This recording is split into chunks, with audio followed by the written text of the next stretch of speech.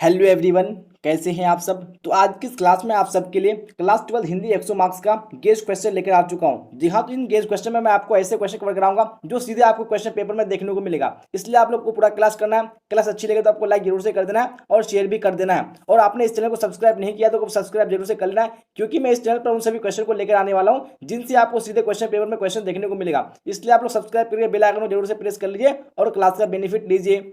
तो बिना टाइम को वेस्ट किए हम लोग क्वेश्चन की ओर चलते हैं और आप लोग साथ साथ में आंसर जरूर दीजिएगा अपना कौन सा ऑप्शन राइट होगा। जी हाँ, तो फर्स्ट क्वेश्चन जो है वो स्क्रीन पे आ चुका है, देखिए और राइट आंसर देने की कोशिश कीजिए कौन सा सही है। माथा ठनकना मुहावरे का अर्थ है, इस मुहावरे का अर्थ क्या है यहाँ पे आप सबको बताने हैं। फटाफट देखिए और कौन सा ऑप्शन करेक्ट होगा कमेंट बॉक्स में बताइए आप लोग। तो यहाँ पे जो वन का राइट आंसर हो जाएगा वो ऑप्शन नंबर डी, यानी अनिष्ट की आशंका होना। चलिए अब देखेंगे हम लोग नेक्स्ट क्वेश्चन, क्वेश्चन नंबर 2 को। देखिए 2 में क्या बोला गया है और आंसर कीजिए कौन सा सही होगा। मोपासा कहाँ के थे, तो मोपासा कहाँ के रहने वाले थे आप सबको बताने हैं। England, France, Bharat, Verma. तो यहाँ पे 2 में हो जाएगा ऑप्शन नंबर बी, यानी फ्रांस के रहने वाले थे। चलिए बढ़ेंगे हम लोग नेक्स्ट क्वेश्चन, क्वेश्चन नंबर 3 की ओर। यहाँ पे देखिए 3 पे कौन सा ऑप्शन सही होगा, राइट आंसर बताइए। बोला जा रहा है कि दिवाली शब्द संज्ञा है, तो दिवाली शब्द कौन संज्ञा है यहाँ पे बताने। जातिवाचक, व्यक्तिवाचक, भाववाचक या समूहवाचक। यहाँ पे बिल्कुल आप सबने सही आंसर दिया है, यानी व्यक्तिवाचक संज्ञा, इसलिए जो ऑप्शन नंबर बी होगा बिल्कुल राइट हो जाएगा। चलिए तो बढ़ेंगे हम लोग नेक्स्ट क्वेश्चन, क्वेश्चन नंबर 4 की ओर। जी हाँ, तो 4 भी स्क्रीन पे आ चुका है, देखिए क्या बोला गया है, काफी वीआई क्वेश्चन है। पीएचडी के लेखक हैं, इनमें से कौन पीएचडी के लेखक है आप सबको यहाँ पे राइटर से बताने हैं। तो यहाँ पे 4 में कौन सा होगा, बिल्कुल ऑप्शन नंबर डी हो जाएगा, नहीं हेनरी लोपेज। तो पीएचडी को किसने लिखा है, हेनरी लोपेज ने लिखा है। चलिए पढ़ेंगे हम लोग नेक्स्ट क्वेश्चन, क्वेश्चन नंबर 5 की ओर। जी हाँ, तो 5 को भी देखिए और आंसर कीजिए कौन सा सही होगा।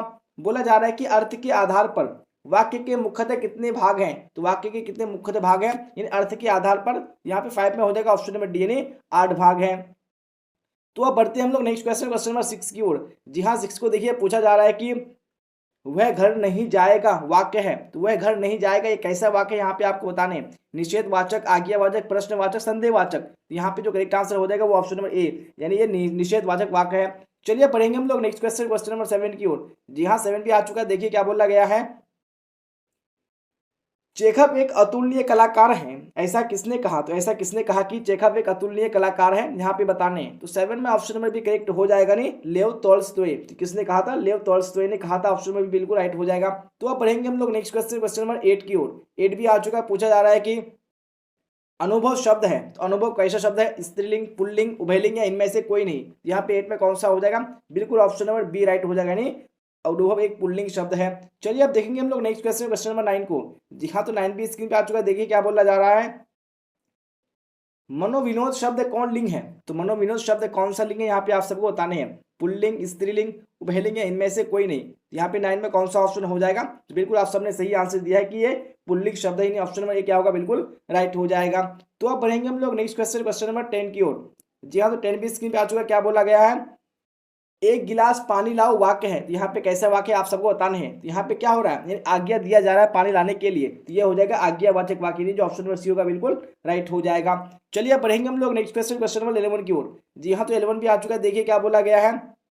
अर्धनारीश्वर का किस विधा से संबंध है, तो अर्धनारीश्वर का कौन सी विधा से संबंध है यहाँ पे आप सबको बताने हैं। तो आप सबने पढ़ चुका है कि जो अर्धनारीश्वर है क्या है, एक निबंध है। यहाँ पे क्या होगा, ऑप्शन नंबर ए बिल्कुल राइट हो जाएगा।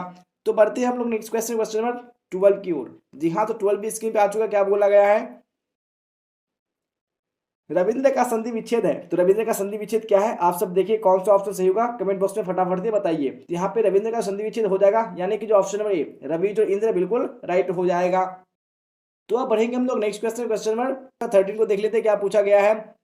जानने की इच्छा रखने वाले को कहते हैं, तो जानने की इच्छा रखने वाले को एक शब्द में क्या कहते हैं यहाँ पे बताने हैं। कौन सा ऑप्शन सही होगा 13 में, बिल्कुल ऑप्शन में भी करेक्ट हो जाएगा, नहीं जिज्ञासु कहते हैं। किसको क्या क्या कहते हैं, जिज्ञासु कहते हैं। तो अब बढ़ते हैं हम लोग नेक्स्ट क्वेश्चन, क्वेश्चन नंबर 14 की ओर। जी हाँ, तो 14 भी आ चुका है, पूछा जा रहा है कि जयशंकर प्रसाद किस वाद से संबंधित रचनाकार है, तो कौन सी वाद से संबंधित रचनाकार है यहाँ पे आप सबको बताने हैं। तो 14 में कौन सा हो जाएगा, बिल्कुल ऑप्शन नंबर ए हो जाएगा, नहीं छायावाद। चलिए बढ़ते हैं हम लोग नेक्स्ट क्वेश्चन, क्वेश्चन नंबर 15 की ओर। जी हाँ, 15 भी आ चुका है, पूछा जा रहा है कि कवितावली के रचनाकार हैं, तो इनमें से कवितावली को किसने लिखा है आप सबको बताने हैं। जायसी, तुलसीदास, कबीरदास या सूरदास। यहाँ पे 15 में हो जाएगा ऑप्शन नंबर बी, यानी तुलसीदास इसके रचनाकार है, किसके यानी कवितावली के। तो अब बढ़ते हैं हम लोग नेक्स्ट क्वेश्चन, क्वेश्चन नंबर 16 की ओर।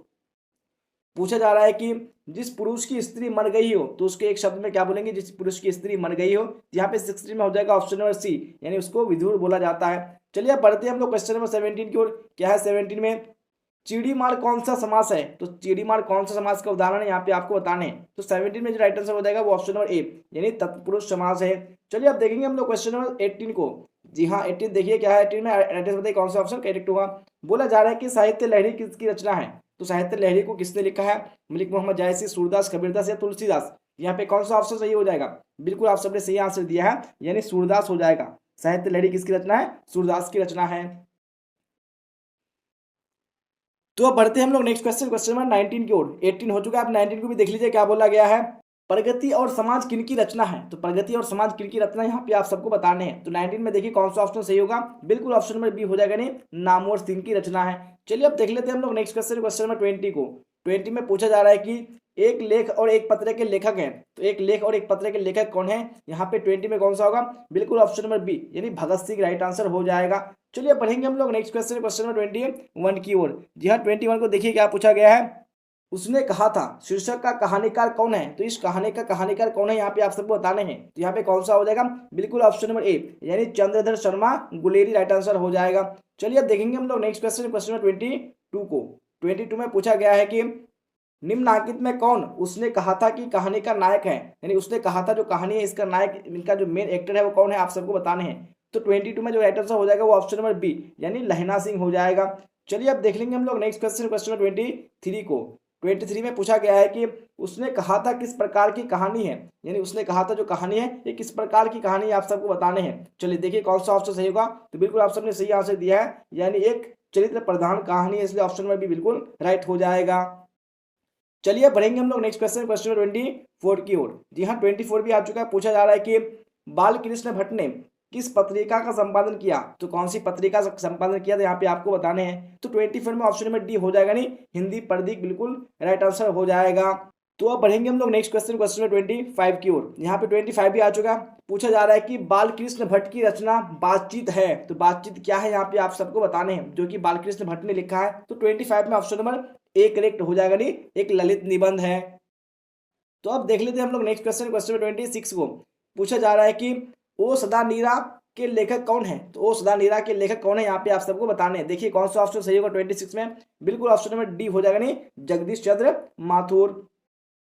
अब बढ़ेंगे हम लोग नेक्स्ट क्वेश्चन, क्वेश्चन नंबर 27 की ओर। जी हाँ 27 भी आ चुका है। देखिए क्या बोला जा रहा है, ओ सदा नीरा किस नदी को निमित्त बनाकर लिखा गया है। तो कौन सी नदी को निमित्त बनाकर लिखा गया है यहाँ पे आपको बताने हैं। चलिए कौन सा हो जाएगा। तो 27 में ऑप्शन नंबर बी, यानी गंडक नदी हो जाएगा। कौन सी नदी, गंडक नदी। अब बढ़ते हैं हम लोग क्वेश्चन नंबर 28 की ओर। बोला जा रहा है कि अर्धनारीश्वर निबंध का प्रकाशित हुआ था, यानी कब प्रकाशित हुआ था अर्धनारीश्वर निबंध, यहाँ पे आप सबको बताने हैं। तो 28 में ऑप्शन नंबर डी हो जाएगा, 1952 ईस्वी में प्रकाशित हुआ था। चलिए बढ़ेंगे हम लोग क्वेश्चन नंबर 29 की ओर। यहाँ पे पूछा गया है कि दिनकर को किस कृति पर भारतीय ज्ञानपीठ पुरस्कार मिला था। तो कौन सी कृति पर उनको ज्ञानपीठ पुरस्कार मिला था आप सबको बताने हैं। तो मैंने आपको ये बार बार क्वेश्चन कवर करा दिया है कि उनको उर्वशी पर मिला था। किस पर मिला था, उर्वशी पर मिला था। अब बढ़ेंगे हम लोग नेक्स्ट क्वेश्चन, क्वेश्चन नंबर 30 की ओर। जी हाँ 30 भी आ चुका है। देखिए क्या बोला जा रहा है, रोज शीर्षक कहानी के कहानीकार कौन है।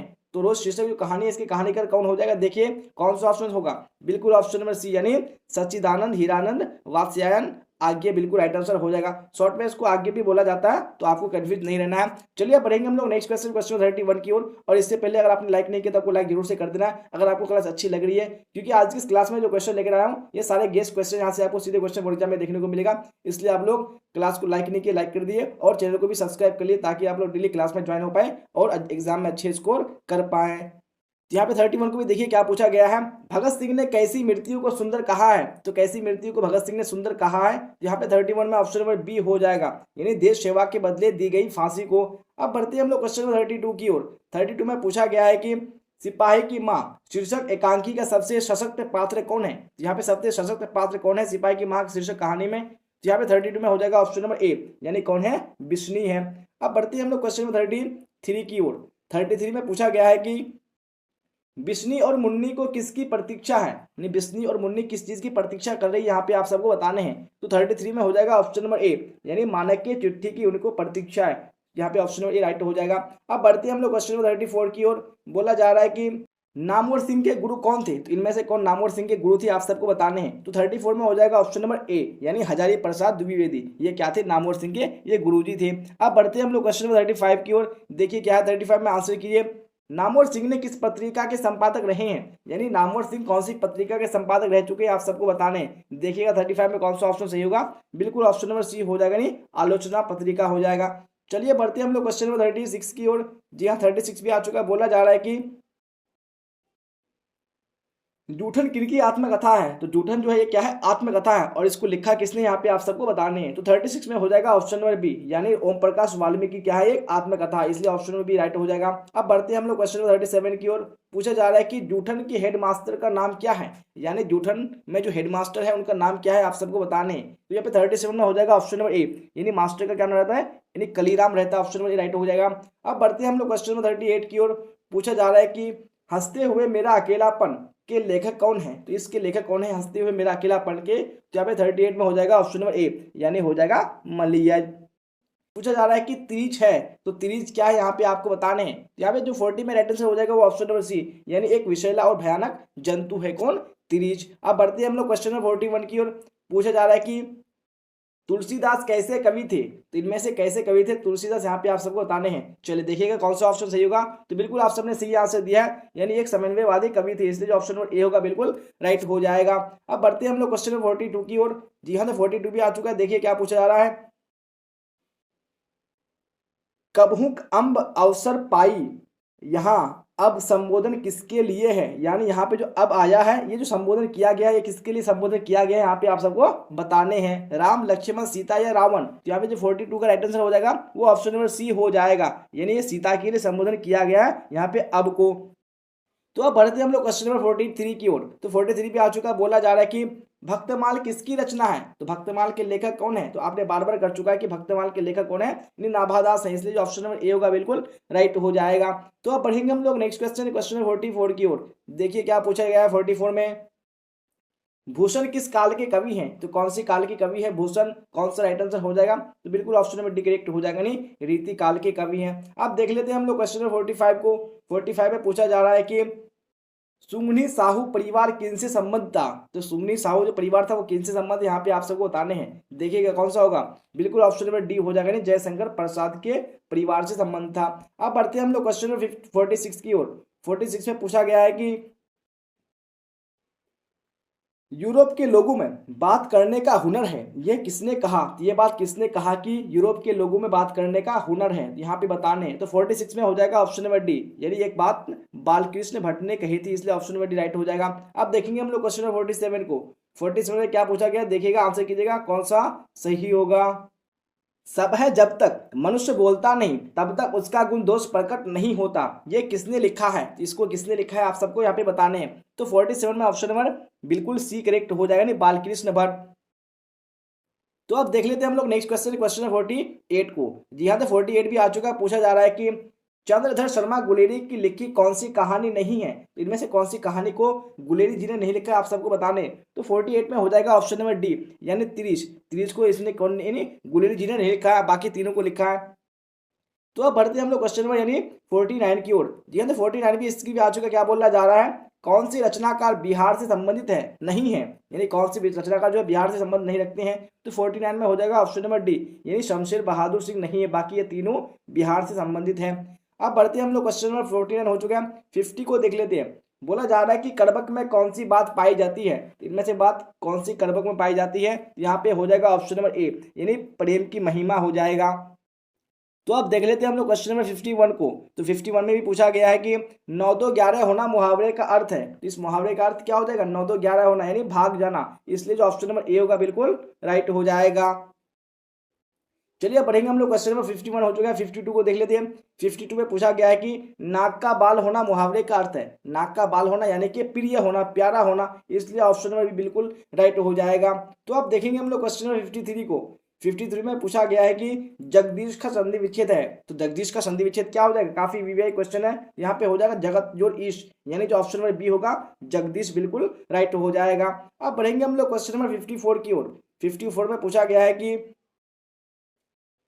रात का विलोम है, तो रात का विलोम शब्द क्या है, बिल्कुल इजी क्वेश्चन है। रात का क्या हो जाएगा यहाँ पे, दिन हो जाएगा, नहीं ऑप्शन में भी बिल्कुल राइट हो जाएगा। अब बढ़ेंगे हम लोग क्वेश्चन 55 की ओर। 55 में भी पूछा गया है कि लोक का विशेषण बताइए।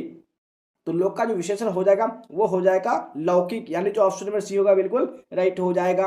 अब देख लेते हैं हम लोग क्वेश्चन नंबर 56 को। इसमें पूछा गया है कि पुरुष का विलोम है, तो पुरुष का विलोम शब्द हो जाएगा यहाँ पे यानी कि स्त्री, जो ऑप्शन नंबर ए होगा बिल्कुल राइट हो जाएगा।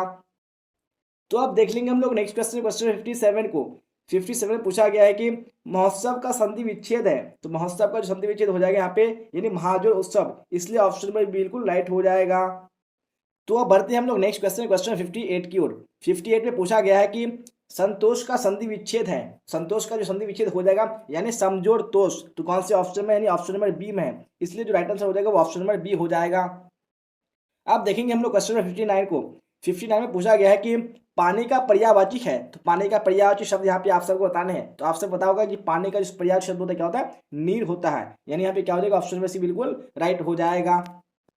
तो अब देख लेते हैं हम लोग नेक्स्ट क्वेश्चन, क्वेश्चन नंबर 60 को। जी हाँ, तो 60 भी आ चुका है। बोला जा रहा है कि बुराई में कौन सा प्रत्यय है, तो बुराई में कौन सा प्रत्यय आप सबको बताने हैं। यहाँ पे 60 में ऑप्शन नंबर सी हो जाएगा, नहीं आई हो जाएगा।